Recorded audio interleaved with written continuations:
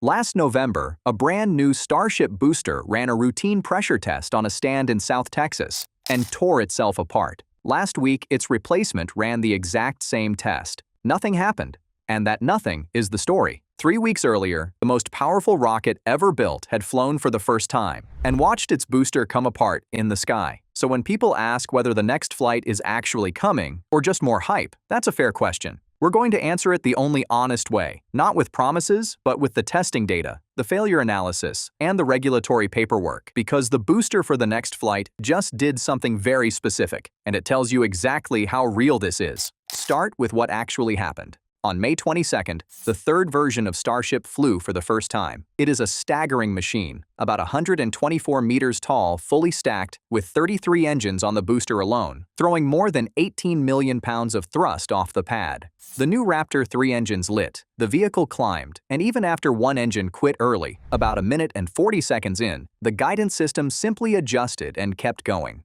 At 2 minutes and 24 seconds, it pulled off hot staging, lighting the upper stage while the booster was still firing. For a little over 2 minutes, it looked like a triumph. Then the booster turned around to fly home, and during that turn, it died. One by one, its engines began to fail, until almost the entire bottom of the rocket had shut down. The safety system cut the burn short at 2 minutes and 49 seconds. What was left couldn't slow the vehicle, only a single engine could relight for landing, and the booster slammed into the Gulf of Mexico at around 1,450 kilometers an hour. 5 days later, on May 27th, the Federal Aviation Administration formally declared the flight a mishap and grounded the program until the cause was found and fixed. But here's what often gets lost. While the booster failed, the upper stage mostly succeeded. After separation, it reached space, opened its payload bay, and deployed 22 mock satellites using the same dispenser mechanism the program will need for the real ones. 2 of those dummy satellites even carried cameras and turned back to photograph the ship's heat shield in orbit, proving the vehicle can inspect its own armor before committing to re-entry.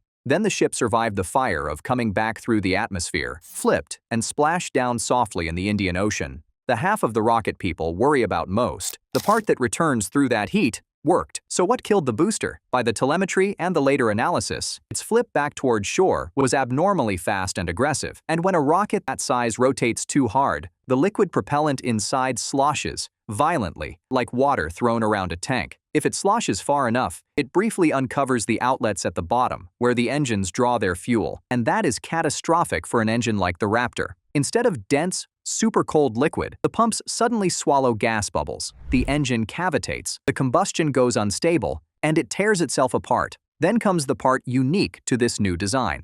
To save weight, the third version stripped away the heavy individual shields that used to wrap each engine.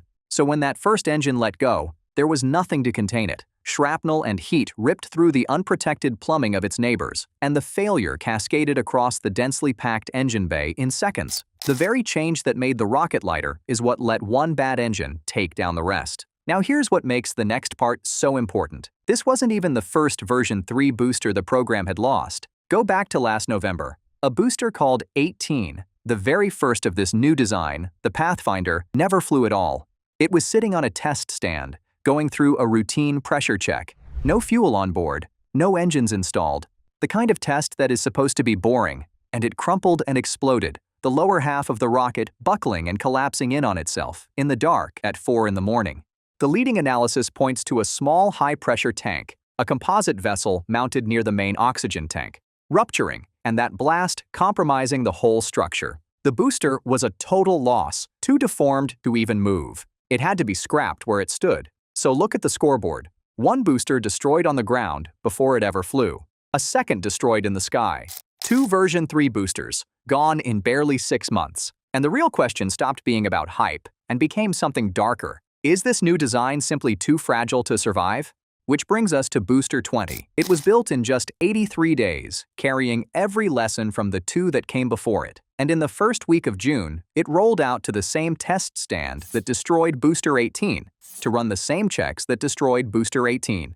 This is the moment that actually matters. On June 5th, Booster 20 was pressurized with gas, the exact test phase, on the exact stand that tore its predecessor apart. It held. The next day, June 6th, they went further. A full cryogenic proof, loading both giant tanks with super-cold propellant, putting the structure through the violent thermal shrink and pressure that exposes any weakness. And then they did something deliberately harsh. They held that freezing load for a full 3 hours, far longer than a normal test, just to see if the valves and the structure would flinch. They didn't. The booster passed the test that had killed this design twice over. That is the something it just did. That is the proof the comeback is real. Not a press release, but hardware surviving the exact failure that came before it. Within days, crews began bolting on all 33 of its engines. And it isn't flying alone. Its partner, Ship 40, the upper stage, had already cleared its own cryogenic proofs back in early May and received its 6 engines in early June.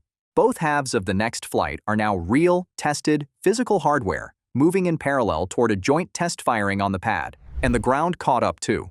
The launch pad these vehicles will fly from was effectively rebuilt for the third version, a new flame trench strong enough to take the full force of all 33 engines without shattering the concrete the way the early pads did, faster electric arms on the tower, and an enlarged propellant farm to fuel the bigger rocket quickly. The hardware on the ground is no longer the weak link it once was. Now, here's where I have to be honest with you, because the excitement runs ahead of the engineering. Passing those tests proves something specific, that the tanks won't burst and that the flaw which killed Booster 18 has been fixed. It does not prove the rocket can fly. Cryogenic testing is done on an empty vehicle with no engines firing. It proves the tank holds. It says nothing about whether 33 engines will light together in sequence without shaking the vehicle apart. The real test on the ground is still coming. A full 33-engine static fire where the booster is bolted down and every engine ignites at once. Clear that, and most of the technical blockers fall away. But even that can't reproduce the one thing that actually killed Booster 19, the violent fuel slosh during an unrestrained flip in flight. No bolted-down test can. And there's a bigger gate still. None of this hardware can launch until the FAA closes or clears a path around its mishap investigation and issues a modified license. The booster is ready before the paperwork is. The paperwork sets the date. So when the next flight does come, what does it actually have to do? Less than you might think. On purpose. After losing a booster, the program isn't reaching for glory. There will be no dramatic tower catch this time. The giant mechanical arms stay empty. Instead, the booster will aim for a soft, controlled splashdown in the Gulf of Mexico, and the upper stage will coast halfway around the world to come down in the Indian Ocean. A clean repeat of the flight that just failed. Nothing more. But one objective towers over all the rest. On the last flight, the upper stage lost one of its vacuum engines early, and Mission Control was forced to cancel the single most important demonstration of all, relighting a Raptor engine in space. That one capability, firing an engine back up once you're already coasting through orbit, is non-negotiable. Without it, there is no stable orbit, no refueling in space, and no path to the moon for the Artemis program. Landing that relight may be the most important thing the entire mission has to prove. And all of this is happening under a kind of pressure the program has never felt before. On June 12th, the company went public, the largest stock market debut in history, valuing it at nearly $1.8 trillion. And in its own filing, it told investors the truth in plain language. Its growth strategy depends on developing this rocket at scale. The profits today come mostly from its satellite internet business. But the next generation of those satellites is too big to launch on anything else. The same filing even warned, in writing, that anomalies and design changes could delay the whole schedule. So every test flight is no longer just an engineering event. It now moves a publicly traded stock, and a second failed booster would be felt by shareholders around the world. So, is the next flight real? Here's the honest answer. The hardware says yes. The booster just did the one thing that mattered most. It survived the exact test that destroyed the 2 versions before it. That is real, documented, and earned. But real means it's genuinely coming. Not that it's guaranteed to succeed. The rocket still has to do, in flight, the very thing no ground test can prove. And the date doesn't belong to the engineers. It belongs to the regulators. The company's own president put the flight at roughly a month away when she spoke on the day of the offering, which points to a window as early as July. If you want to know the moment it's actually happening, watch for the signals. The booster rolling out to the launch pad, the road closures around the site, the 33-engine static fire, and the one piece of paper that unlocks all of it, the modified license. When those line up, the window is days away, not months. On top of that, the Coast Guard and aviation warnings that go out 3 to 5 days before any launch will give the cleanest signal of all. We'll be tracking every one of them. So stick around, and we'll see you on launch day.